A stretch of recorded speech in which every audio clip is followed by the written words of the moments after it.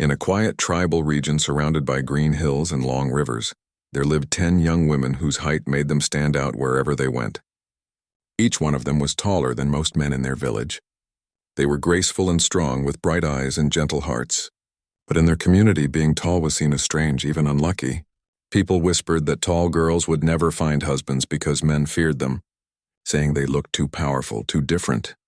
The 10 girls had grown up together, playing in the fields, helping their families with farming, and dreaming of the future. They often talked about what life might hold for them, about love, family, and the hope of being accepted. But as the years passed, one by one, the proposals that came for other girls never came for them. Families from nearby villages who once visited their homes began to avoid them. Some even laughed, saying no man wanted to marry giant girls. At first, the girls tried to ignore the words. They supported one another and stayed cheerful, but deep down, each carried the quiet pain of rejection. Their families loved them but worried about their futures. In their village, marriage was not just about love, it was about respect and belonging. A woman who did not marry was often treated as incomplete, and her family faced shame and gossip. One evening, as the girls sat under a large tree near the river, they spoke openly for the first time about their fears. The youngest, barely 18, said softly, "Maybe we were born wrong." Another tried to smile and replied, "No, maybe the world just doesn't see us right." They laughed, but the laughter hid their sadness. In the same region, far from their village, there lived a rancher named Samuel. He was a strong, fair man in his 50s who owned a large piece of land where he raised cattle and horses. Samuel had 5 sons, hard-working young men who helped him run the ranch. They were known for their kindness and honesty, but like many ranchers, they lived far from towns and had little chance to meet new people. Samuel often worried about his sons. He wanted them to have families of their own, to find partners who could share their lives on the ranch. But each time he brought up the topic of marriage, his sons would laugh and say, "Father, the girls in town don't want this life. They want comfort, not hard work." Samuel understood but was troubled. He dreamed of hearing children's laughter on the ranch again, of seeing his family grow. One day, Samuel traveled to the tribal markets to sell some cattle. While resting under a tree, he overheard a group of men talking. They were laughing about the 10 tall girls from a nearby village who could not find husbands. The men spoke cruelly, calling them unlucky and unfit for marriage. Samuel frowned. He had always believed that worth was found in character, not appearance. Later that day, curiosity led him to the village. He met the village chief and asked about the girls.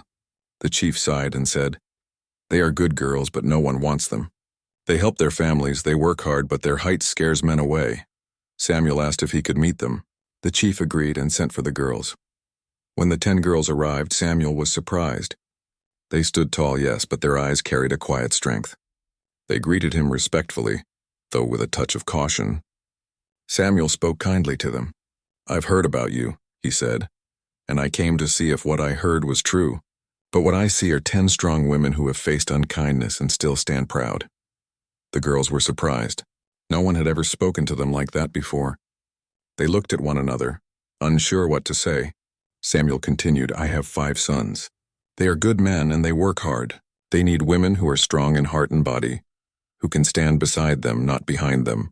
Would you be willing to meet them?" The girls were silent. The idea sounded strange. A man from another land offering them hope. But Samuel's voice was calm and honest. He didn't make promises. He simply offered a chance. After a long pause, the eldest girl said, "We will meet them if our families agree." Samuel nodded and spoke with their parents. At first, there was hesitation. Sending their daughters away was a big decision, but Samuel assured them that his intention was honorable. He said his sons would meet the girls first and decide freely. A week later, Samuel returned to his ranch with his 5 sons and invited the girls and their families to visit.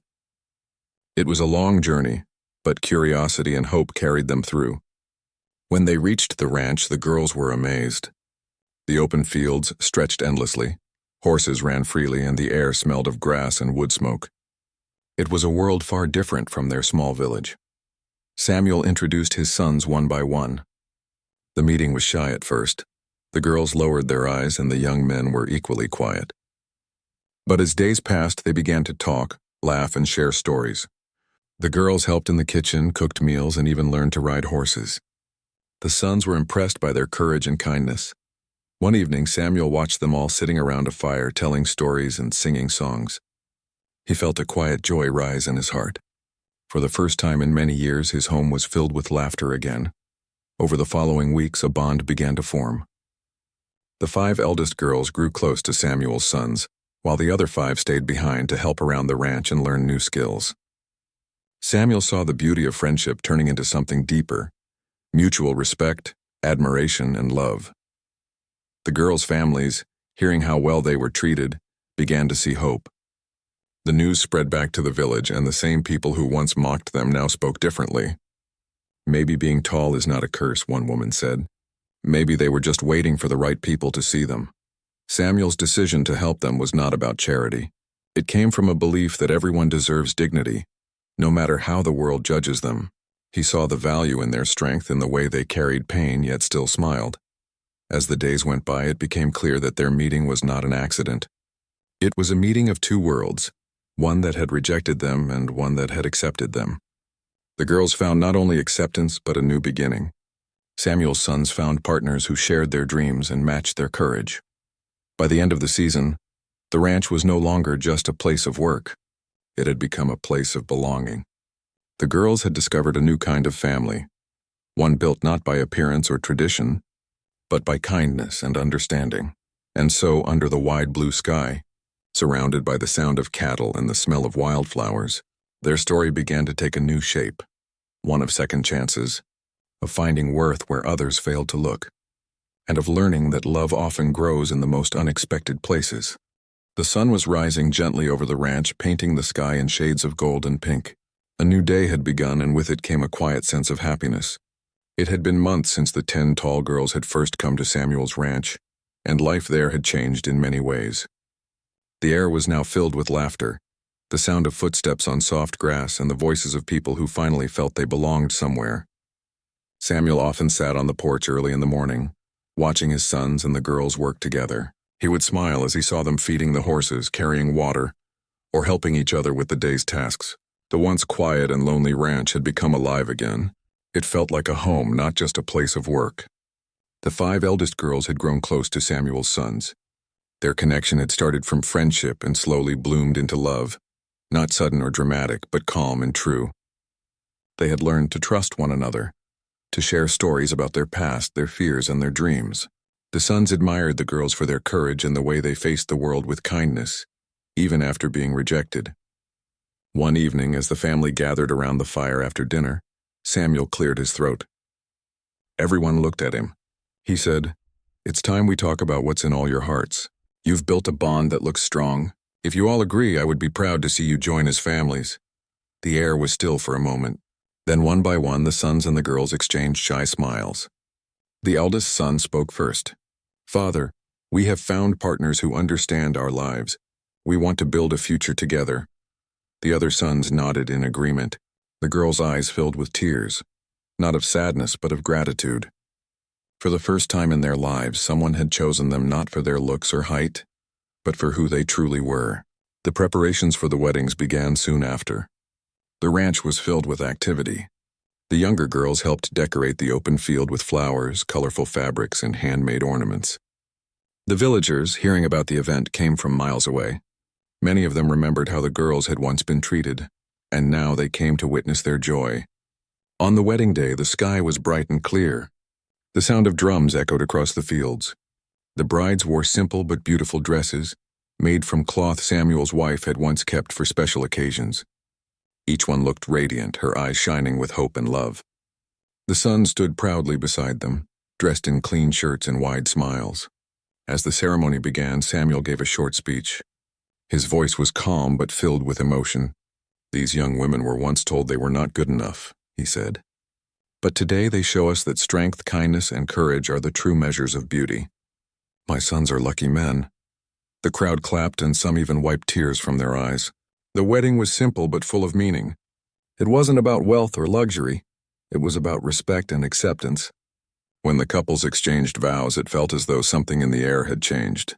A new story had begun, one written with love, understanding, and second chances. After the weddings, life at the ranch settled into a peaceful rhythm. The 5 married couples worked together every day, helping Samuel manage the land and animals. The other 5 girls, who had stayed to learn and explore, continued to live on the ranch too. They became like daughters to Samuel and sisters to his sons' wives. Together, they planted gardens, built new barns, and even started a small school for the children in nearby villages. The girls taught reading and writing, while Samuel's sons taught about farming and caring for animals.